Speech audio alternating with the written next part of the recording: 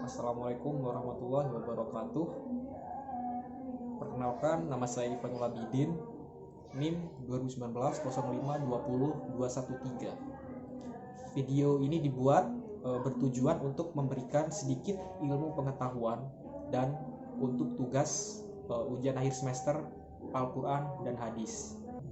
Sahabat pendengar yang dimuliakan Allah, di sini saya akan sedikit memaparkan tentang kodifikasi Al-Quran, yang dimana kodifikasi itu merupakan sebuah pengumpulan Al-Quran.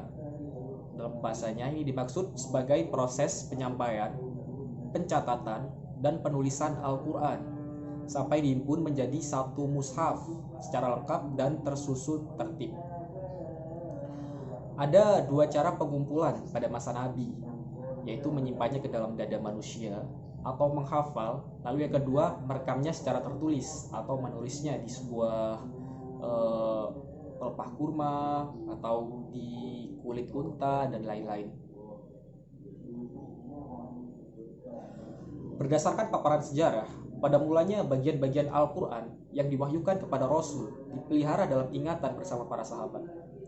Berdasarkan tradisi yang kuat di kalangan masyarakat Arab, telah memungkinkan terpeliharanya Al-Quran dengan cara semacam ini.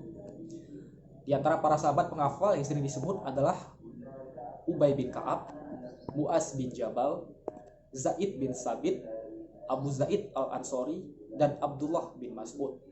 Bahkan Imam Al-Suyuti dalam bukunya yaitu Al-Itqan fi Ulum menyebutkan ada lebih dari 20 sahabat terkenal yang menghafal Al-Quran pada saat dulu, pada saat Rasulullah masih berdakwah. Lalu yang kedua ada pemeliharaan Al-Quran secara tertulis. Ya, ini adalah langkah kedua dalam pemeliharaan dan pelestarian unit-unit wahyu yang diterima oleh Rasulullah SAW. Tercatat dalam buku-buku sejarah ada dua sahabat Nabi yang memushafkan Al-Quran. Yang pertama ada Sayyidina Abu Bakar radhiyallahu anhu, lalu yang kedua ada Sayyidina Utsman bin Affan radhiyallahu anhu. Pengumpulan Al-Quran pada masa Sayyidina Abu Bakar. Pada masa kekhalifahan Abu Bakar terjadi kekacauan dalam umat Islam, khususnya kaum muslimin yang ditimbulkan oleh orang-orang murtad di bawah pimpinan Musailamah Al-Kadzdzab. Hal ini menyebabkan terjadinya Perang Yamamah yang terjadi pada tahun 12 Hijriah. Dalam peperangan tersebut menyebabkan banyak sahabat penghafal Al-Quran yang meninggal.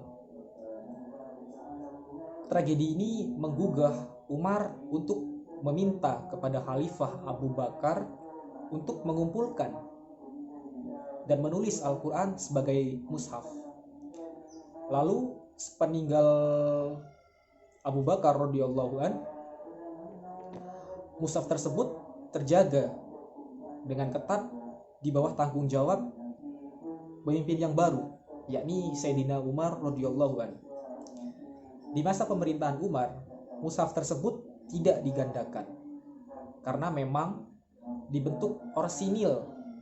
Dengan demikian dapat dikatakan Umar radhiyallahu an sebagai penggagas intelektual dan Sayyidina Abu Bakar sebagai yang memerintah dalam pengumpulannya. Jadi Sayyidina Abu Bakar yang memerintah dalam bentuk dirinya menjadi khilafah. Seperti itu. Lalu yang kedua, terdapat pengumpulan pada masa Sayyidina Utsman bin Affan.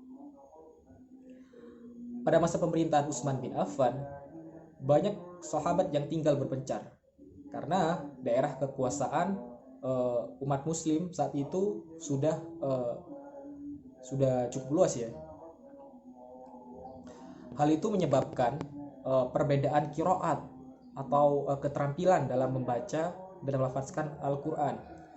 Hal ini mencemaskan Sayyidina Utsman radhiyallahu an dikarenakan sudah banyak versi qiraat yang tersebar di berbagai daerah. Hal ini menimbulkan di antara kaum muslimin itu saling klaim. Jadi yang ini loh versi qiraat saya ini yang paling benar. Yang ini loh versi qiraat saya yang paling benar. Nah, itulah yang ditakutkan oleh Sayyidina Utsman bin Affan. Maka dari itu Sayyidina Utsman bin Affan memerintahkan agar mushaf di zaman Abu Bakar disalin kembali dengan dialek atau bahasa Quraisy, lalu memerintahkan qiraat yang lain untuk dibakar.